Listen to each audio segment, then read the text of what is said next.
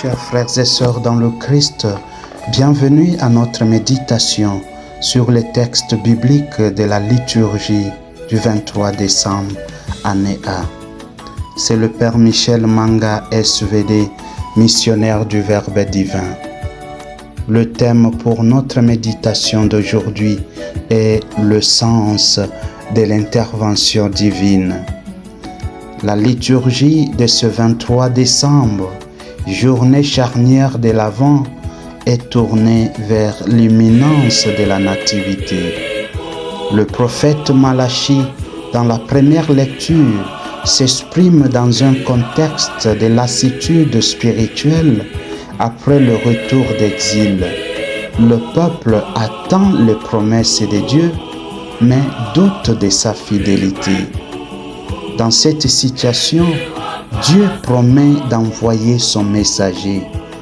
Il sied de noter que le texte associe la venue du Seigneur et la purification.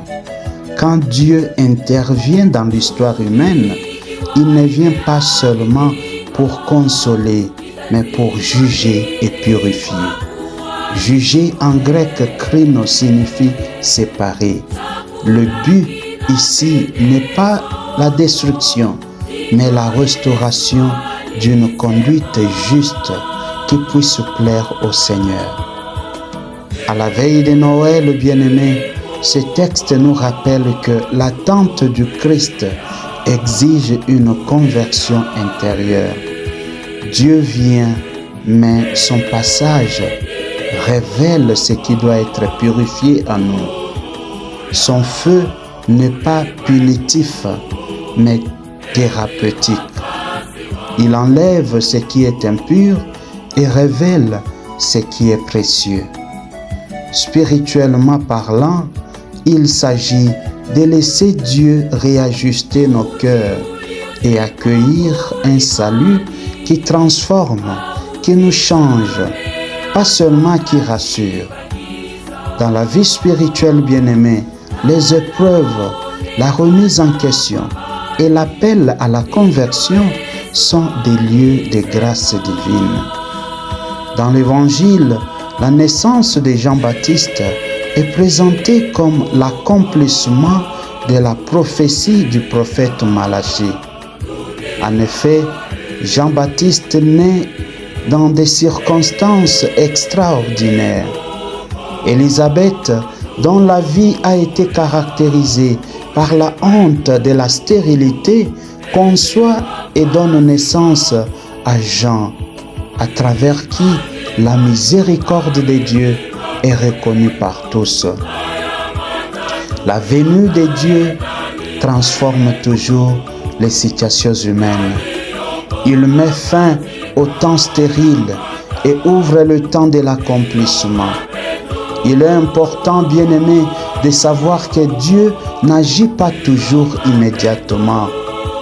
Dans la tradition biblique, on remarque toujours des siècles entre la promesse et l'accomplissement, des années de silence, mais Dieu est toujours présent. Son absence ou son silence, voulais-je dire, ne signifie pas son absence. Dieu travaille dans la patience, la maturation et la fidélité quotidienne. Ayons confiance en Dieu. Ouvrons nos cœurs à sa puissance qui transforme et restaure. Prions. Dieu notre Père, toi qui entres dans notre histoire, non par la force, mais par la promesse accomplie, nous te rendons grâce pour ta fidélité.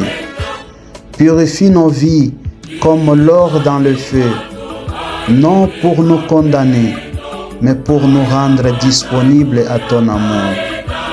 Guéris notre monde en désarroi. Amen.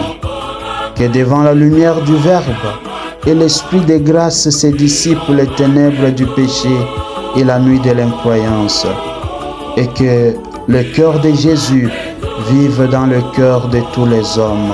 Amen. Que Dieu Tout-Puissant vous protège et vous bénisse. Au nom du Père et du Fils et du Saint-Esprit. Amen. C'était le Père Michel Manga, SVD, missionnaire du Verbe divin.